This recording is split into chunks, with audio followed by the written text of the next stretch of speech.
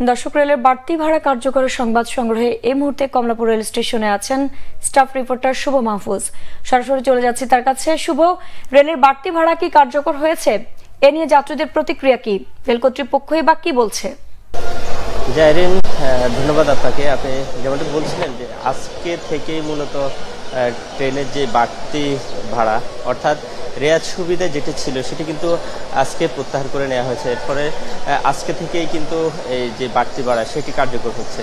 এর আগে ছিল হচ্ছে মূলত 101 থেকে 250 কিলোমিটার পর্যন্ত ছিল 20% সুবিধা এবং 251 থেকে 400 কিলোমিটার পর্যন্ত ছিল হচ্ছে 25% সুবিধা এবং 400 কিলোমিটারের থেকে বেশি যে দূরত্ব সেই দূরত্বের জন্য যে রেয়াত বা বিশেষ ছাড় সেটি ছিল হচ্ছে 30%।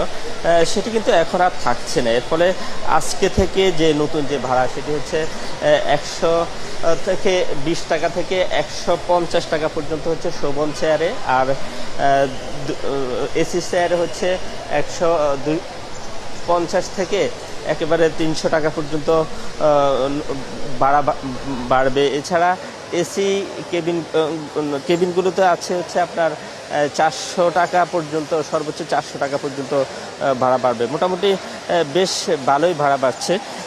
এর আগে হচ্ছে মূলত যে রেয়ার সুবিধা ছিল সেটি হচ্ছে 1992 সাল থেকে নির্দিষ্ট রেয়ার ছিল, সেটি হচ্ছে একেবারে 2012 সাল পর্যন্ত কার্যকর ছিল। অর্থাৎ সেকশন ভিত্তিক এবং দূরত্ব ভিত্তিক দুইভাবেই কিন্তু এটি ছিল। 2012 সালে এসে কিন্তু গড়ে একেবারে 50%, সব ক্যাটাগরিতে 50% ভাড়া বৃদ্ধি করা হয়েছিল এবং সে সময় নির্দিষ্ট এলাকা ভিত্তিক যে রেয়াত সেটি কিন্তু বাতিল করা হয়।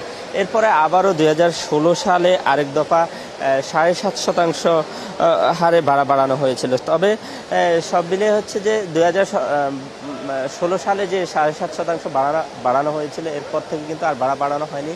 এখন যেটি বাড়ানো হয়েছে এটির ফলে আমরা এখানে যাত্রীদের প্রতিক্রিয়া আমরা নিয়েছি। যাত্রীরা আমাদেরকে বলছে যে আসলে নিত্যপণ্যের যে উচ্চ মূল্য এর মধ্যেই মানুষের অবস্থা এমনিতেই খারাপ, তার মধ্যে এই বাড়তি ভাড়াটা হচ্ছে তাদের জন্য নতুন করে ভোগান্তির কারণ হবে। তারা এর পাশাপাশি যে ভাড়া বাড়ালো যে সেবা, রেলের যে সেবার যে মান, সেই সেবা নিয়ে কিন্তু এখনো প্রশ্ন তুলছে। তো মোটামুটি এই ছিল আমার কাছে রেলওয়ে কমলাপুর থেকে সর্বশেষ। ধন্যবাদ শুভ। কমলাপুর স্টেশন থেকে রেলের বাড়তি ভাড়া কার্যকরের খবর জানাচ্ছিলেন সহকর্মী শুভ মাহফুজ।